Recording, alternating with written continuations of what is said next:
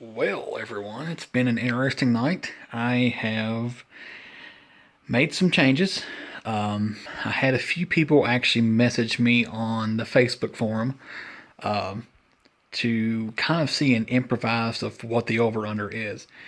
Here's how it'll look. I'm not going to use it like this. This is just cheap foam from Walmart that cost me about a dollar 25 just to do a mock-up. This is a mock-up of how it'll look. As you can see, that's how the over-under works. Had wanted to do a center section, like a 9-inch. The 18s will accept the 9-inch, but not the 22s. So, it's improvised. And if you'll notice, something else has happened. Yes, a new idea. This actually came from the mind of my buddy Rocky. This is actually a shout out to him. If any of you guys need any help, seriously, message him. He will go above and beyond. We just talked on the phone for an hour and a half. Like, we talked and we Facebook stuff. I would send him pictures. He would offer ideas. Seriously, giant shout out to him. We've actually became friends. Like, we are actually friends now. If he didn't live in Texas and me in Virginia, we would probably be hanging out. Massive shout out to him. Big shout out to James also. James has been a huge help. He's actually getting set to do some work on these for me. If you'll notice, the tops of some of these are black. That is the actual Norfolk and Western theme.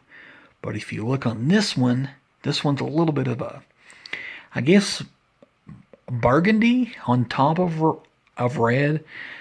A lot of that is the Powhatan Arrow theme. Now, the J pulls assorted cars. She doesn't just pull the Powhatan Arrow. When it existed, they did. They all had this paint scheme. Every single one of them had this scheme. Now, I'm actually having James do some decal work as well on my actual J. He is going to do the Spirit of Roanoke sticker. It'll be interesting to do because it's going to be tiny. But I trust the man. He's a good guy, so a big shout out for him.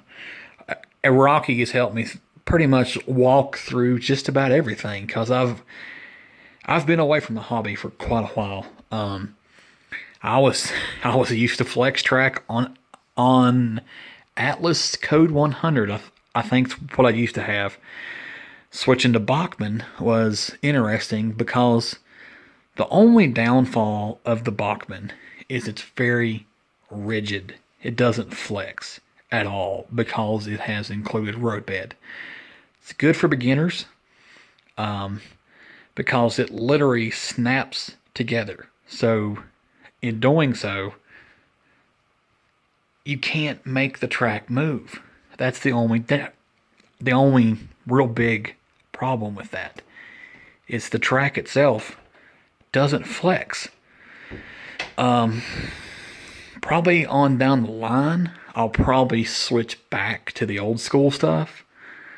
Also, I've heard really good things about the Kato. The Bachmann is good, but I don't know. It's like the quality is just not as par as the Kato is. It's good. Don't get me wrong. It's easy to use. I have a spare layout. It's actually at my grandparents' house. It's the old school. It's called the minimum size twice around, which is a basic version of this. Except with no risers, you've got an outer and an inner and a few switches. So I have another free track because I live in a townhouse. This is actually my basement. Technically, it's a third bedroom that will soon be a third bedroom. So this is all I can fit for now. Now, once I have a house, which hopefully is within the next year, I'm going to do 3 4x8s into a U shape. I've already got the 4x8 at my grandparents' house. We just have to build another table. Don't know if I'll stick with the Bachmann. And switching back, I left room for expansion. That's right. I took out the two sets of switches because my plan is to go counterclockwise with the J. Now, essentially, with most freight, you back the cars in. So instead of turning into a turnout and going around again, all I did was take that turnout out. So if I have to do freight, I can back in. Excuse me. And I built the yard. Me and Rocky were actually talking on the phone for an hour and a half, improvising this. I left a lot of yardage here. As I'll probably improvise stuff. Instead of having my scenery over here, we'll switch it. Have my scenery over here instead. Since I switched the direction, I switched this. As you can see, got the passenger cars here. I would back up to here, pull forward. Oh, excuse me. Sorry. Oh. And then throw the switch and connect to this, pull out using a switcher. Oh, I don't know what's wrong. Sorry. And using the switcher, bring it out here,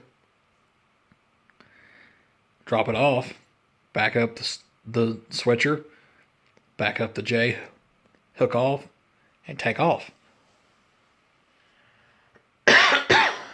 Oh, I apologize for that, guys. There's something in my throat. Sorry.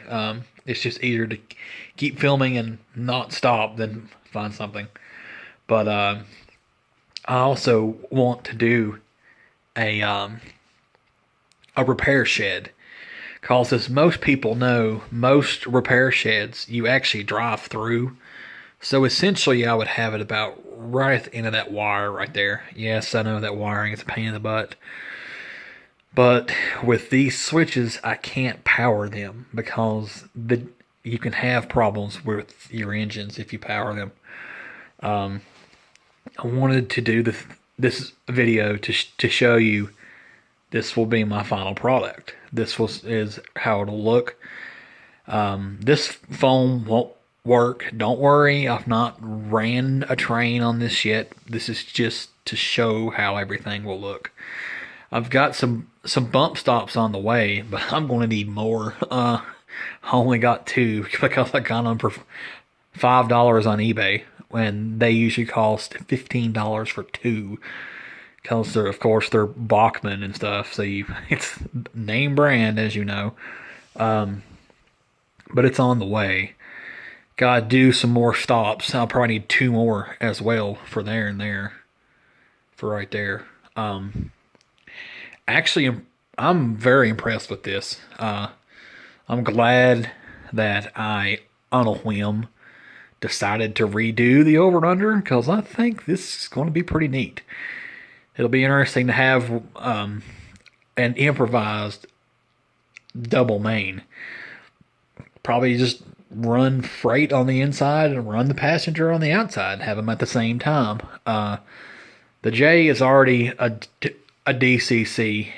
The A-Thurn is next. It's just a pin. That's all it takes. It's just a receiver. It's actually hooked up and ready to go.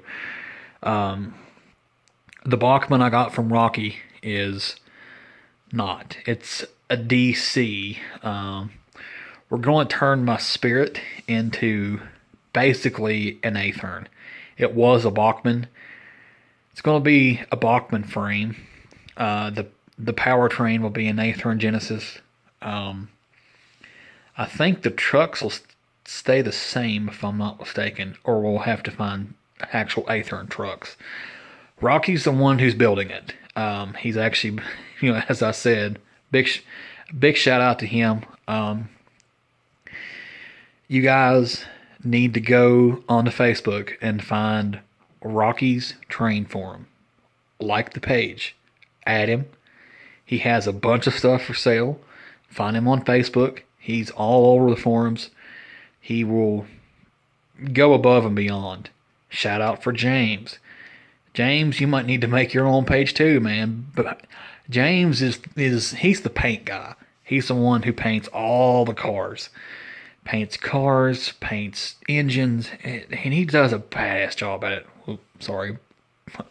Trying not to swear, but it's kind of a habit sometimes. Shout out to those guys. They've been a huge help.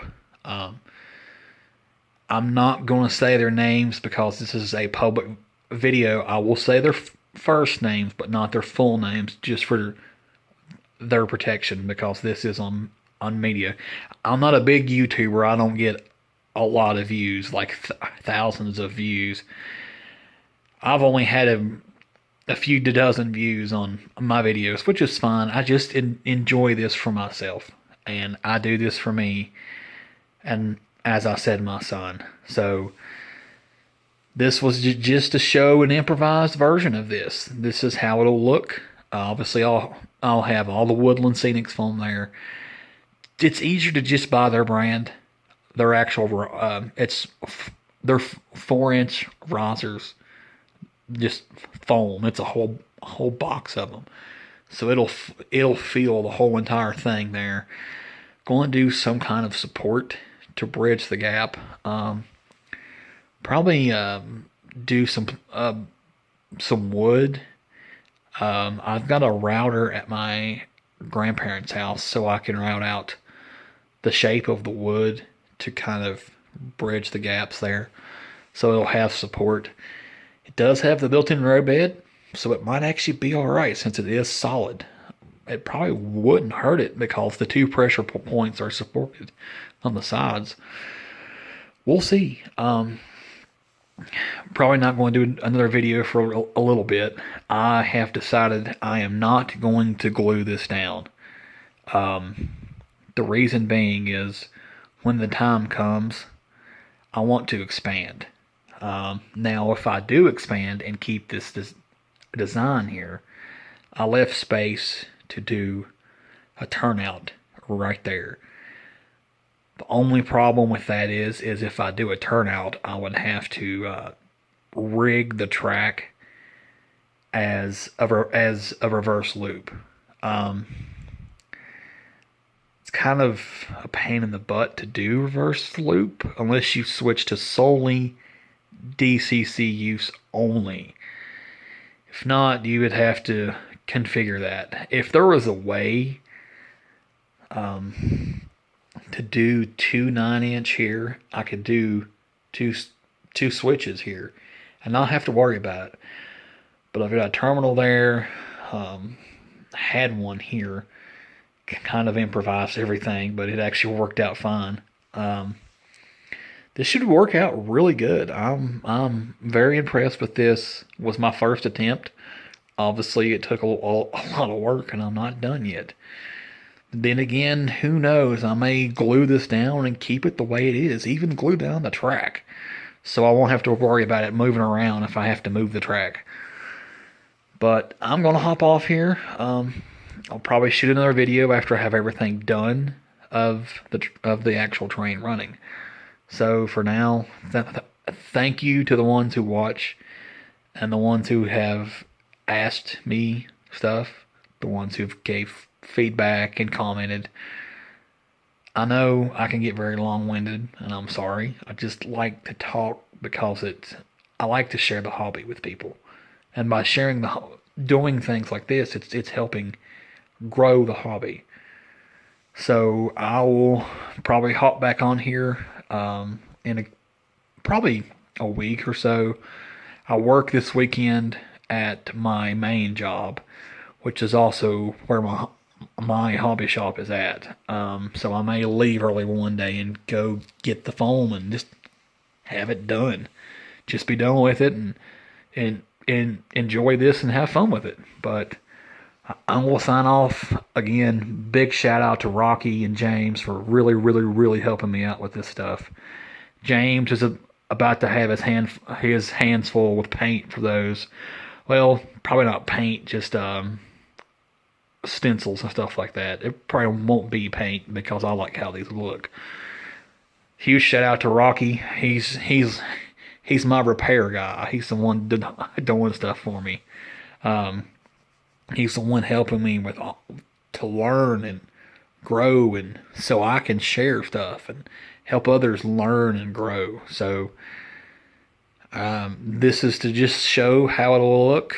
I'll have my scenery over here instead of over here. Still want to do scenery. My wife actually wants to do a Christmas village, so we're probably going to do a little village in here and have it done and have it ready to go, and then going to do the theme of my town. Have a theater and a hotel and a little bit of a main street, and that's probably it. I'm probably going to paint the foam completely tan so it'll look like dirt. And if I want to add stuff, I still can, like gravel and turf and stuff like that. But that's it. Just going to do a quick glance at everything and sign off here.